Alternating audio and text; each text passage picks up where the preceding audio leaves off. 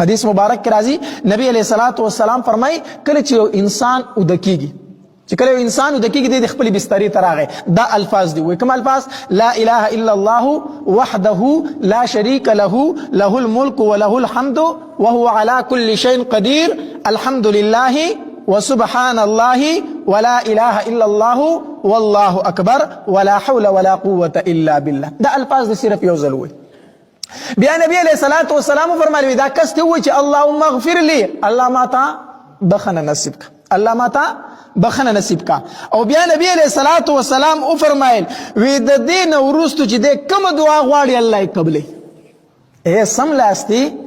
دا دعا دی اوغتا په دې دعا پس بیا دا وی اللهم اغفر لي د دین ورستو چې کوم دعا غواړي الله تبارک وتعالى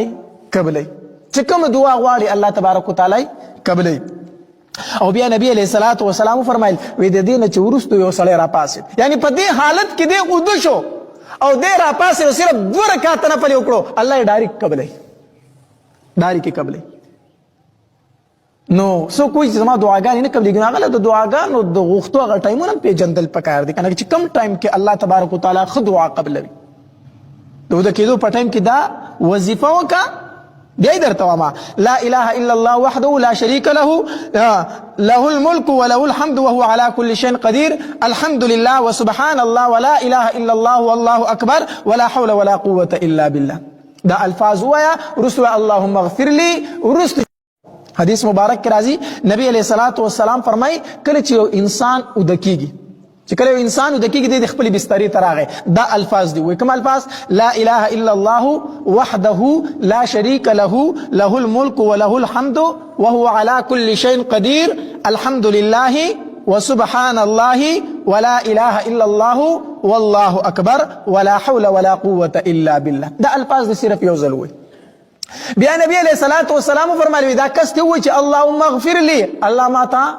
بخنه نصیب کا الله ماتا بخنه نصیب کا او بیا نبی علیہ الصلوۃ والسلام او فرمایل وی د دین ورستو چې د کوم دعا غواړي الله یې قبلې اے سم لاستی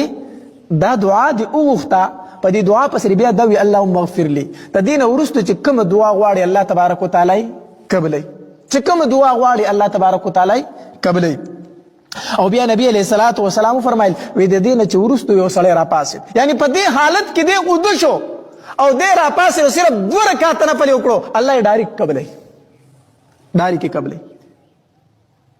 نو سو کوئی زما دعاګانې نه قبلېږي نو هغه د دعاګانو د غوښتو هغه ټایمونه پیژندل پکار دي کنه چې کم ټایم کې الله تبارک وتعالى خو دعا قبلوي د کېدو په ټایم کې دا وظیفه وکړه بیا درته واما لا اله الا الله وحده لا شريك له له الملك وله الحمد وهو على كل شيء قدير الحمد لله وسبحان الله ولا اله الا الله والله اكبر ولا حول ولا قوه الا بالله دا الفاظ ويا رسول اللهم اغفر لي ورسل